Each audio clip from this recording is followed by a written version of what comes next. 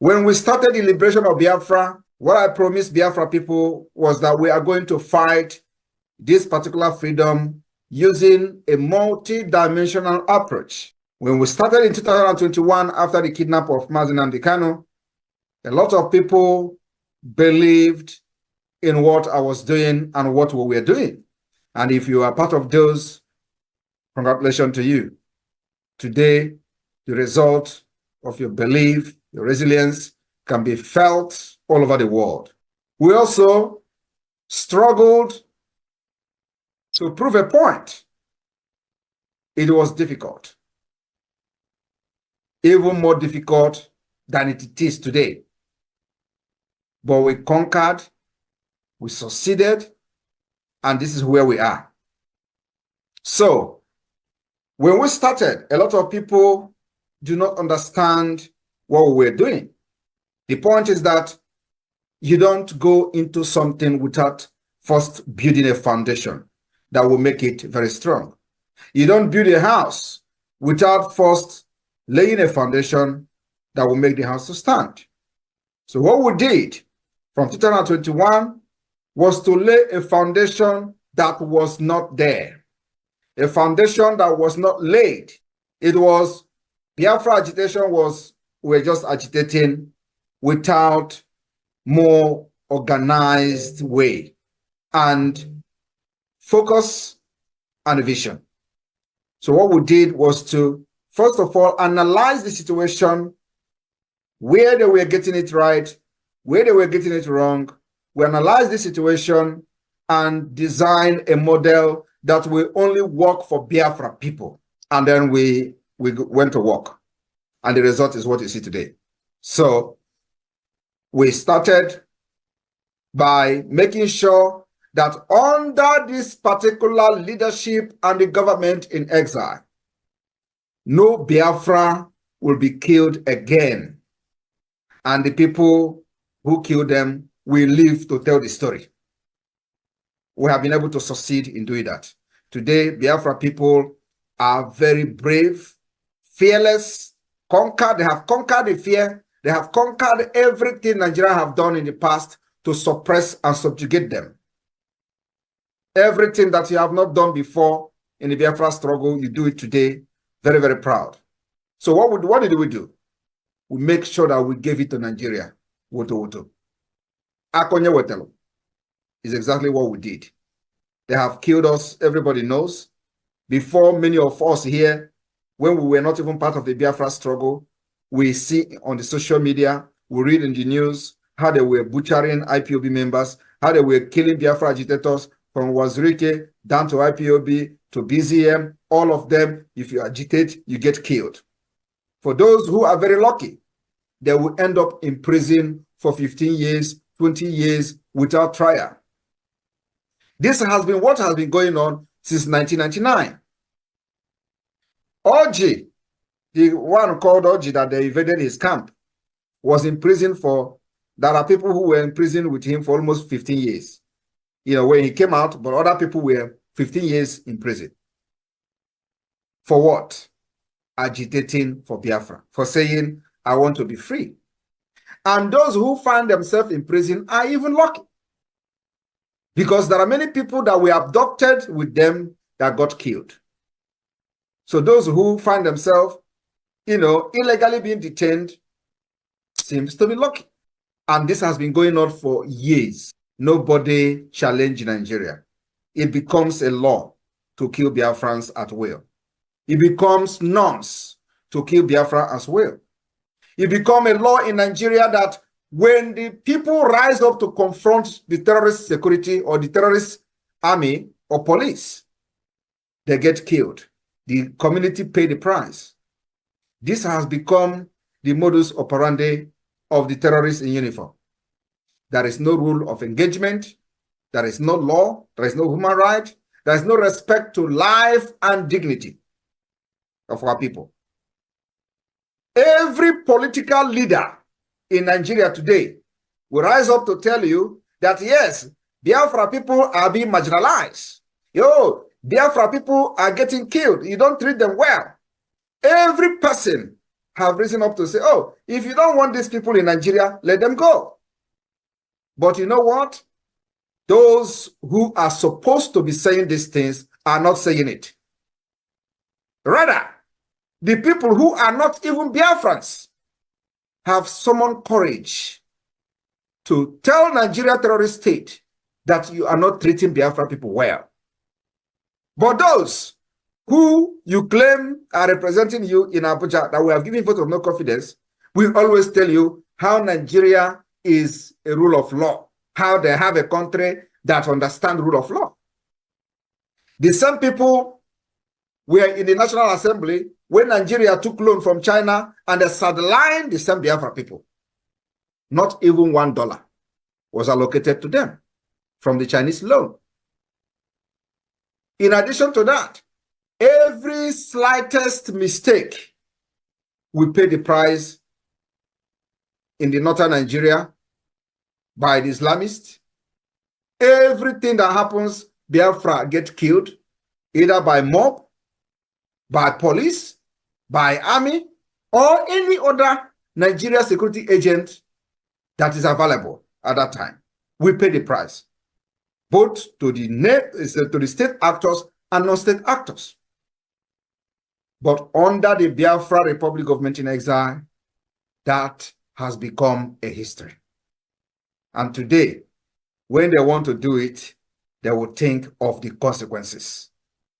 That is the greatest achievement, that today, Biafra people who are reasonable can stand their ground and proudly speak and beat their chest that yes, Nigeria has confessed that indeed Jesus Christ is Lord. Biafra people, you can never take them for a ride again in Nigeria. And we are just starting, we have not even landed. So, like I promised that every 2 weeks, thereabout, I'll be giving you updates. I promise that we are going to, hire the international consultancy firm that will take up enough from Africa. We have done that. We'll file the application to the African Union. We are also doing a lot of things which will come out in the next few, either this coming week or the upper one, that will break the ground again. I promised you that now, when we started, they say, oh, what are you doing? Do you have lobby firm? Do you have lobbyists? Do you have, what is the diplomatic step you're taking? You cannot take diplomatic step when it is not the right time.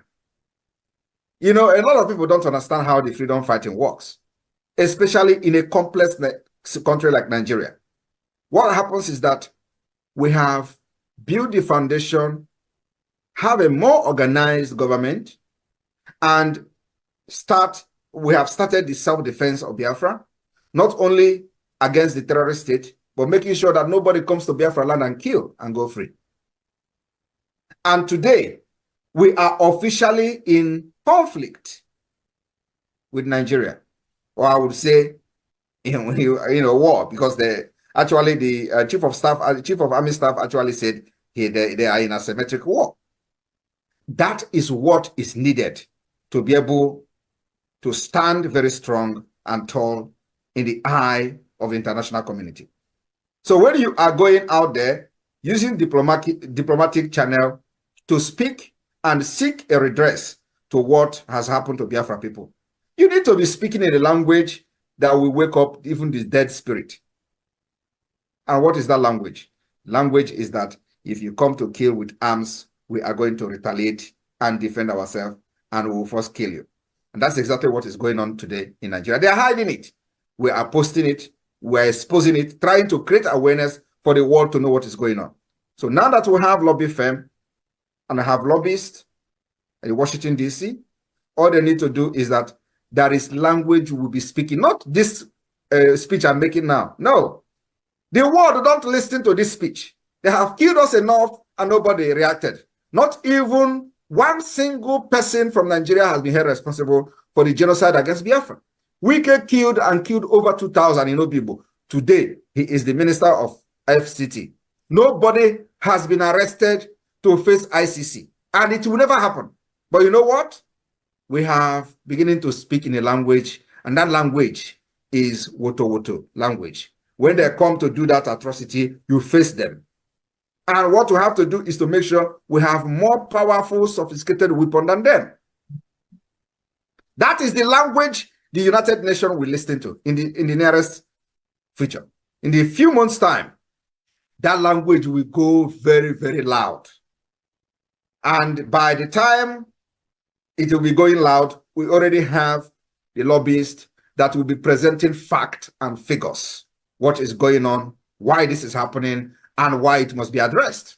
Without that, you will shout for Biafra for 100 years, nobody listen to you. They will get you, you'll be killed, nobody will listen to it. It has happened. So, my people of Biafra, we are on the right track to our freedom. Like I said, we are not going to get our freedom like other people got their freedom, because we are different people, different country, different mentality, and different orientation.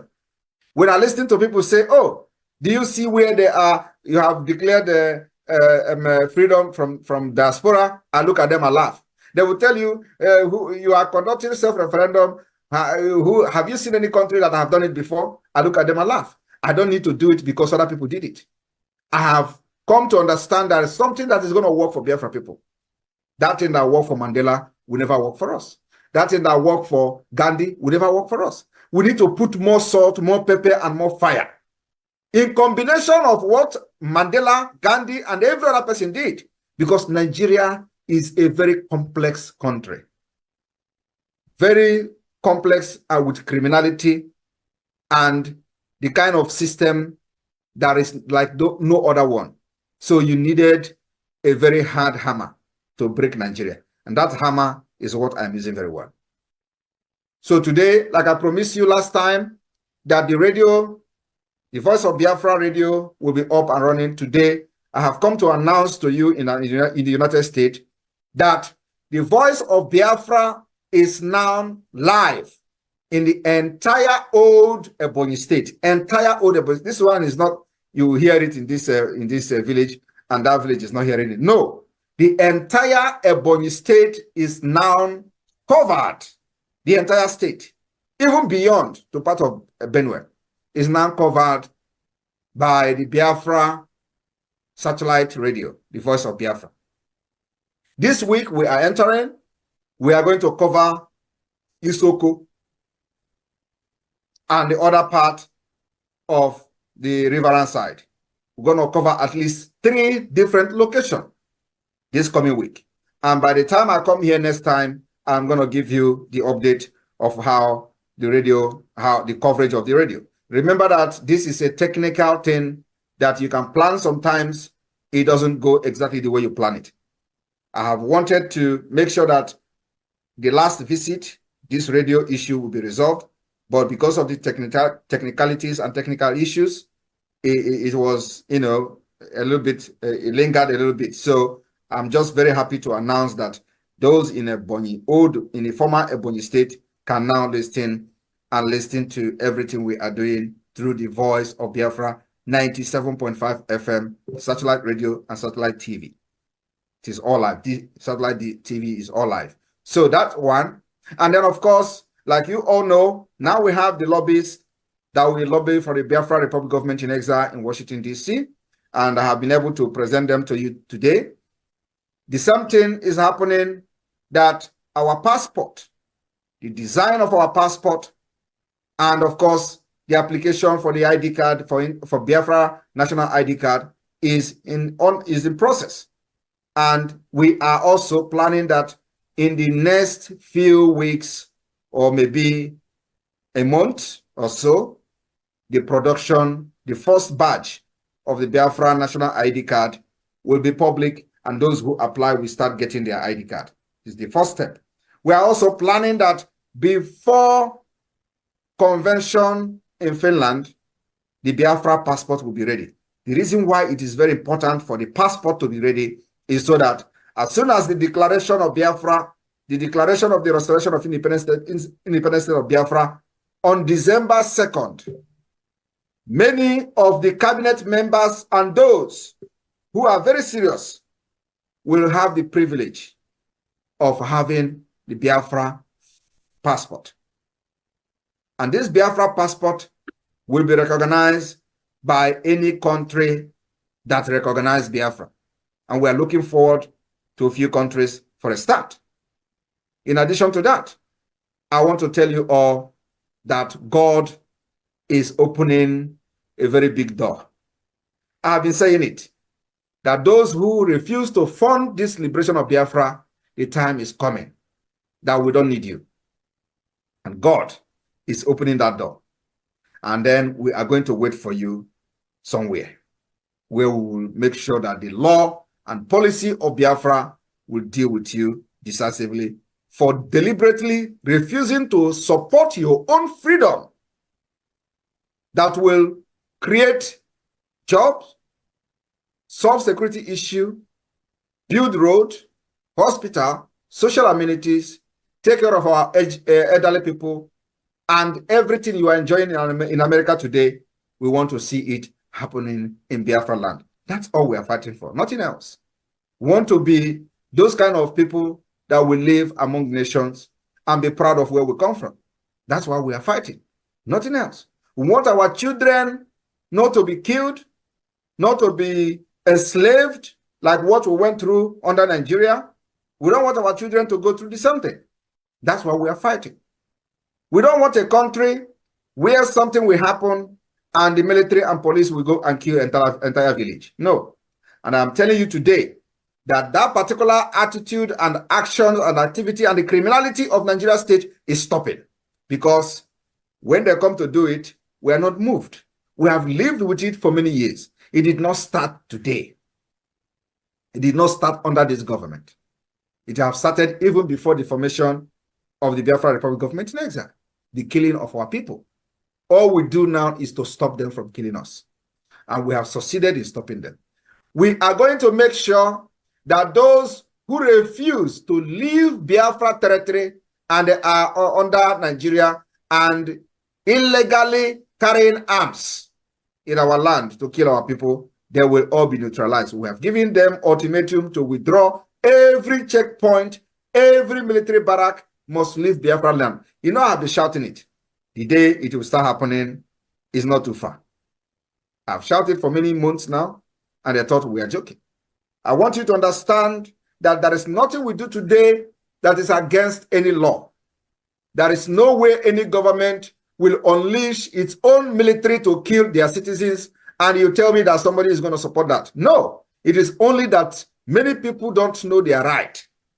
That's why Nigeria have taken advantage of that to kill many people for many years. Thousands of people have been killed. Today, northern Nigeria, they are ravaging the villages. The terrorists are sacking and burning entire villages, and there is no military there because the military is already part of them. All they do now is to send their own legitimate or legitimized terrorists in uniform to Biafra land to do the job for them. But I thank Chukwuka Abiyama that the Biafra Liberation Army, the defense force of Biafra, have surprised them. They thought it is by Jesse, or Jesse Naba, or System Naba. Today, I am very, very proud of the Biafra Defense Force. I'm very proud of the Biafra resistance fighters. The way they are neutralizing these terrorists is something that we are going to write in the book. And our children will read about it. How they stood gallantly, defended our land, and neutralized criminals and terrorists who come to kill us. It will continue to go down in the history. So my people in the United States, remember that you are going to fund the liberation of Biafra. It is very, very important. They have acquired about 50 aircraft to fight. It is not to fight the bandits in the north, no. It is to fight us. Because the war is already public. But one thing is that we are not moved by the aircraft. They have got Tokuno. The Tucano aircraft have been deployed several times. Every day they come to Imo State and we repel them.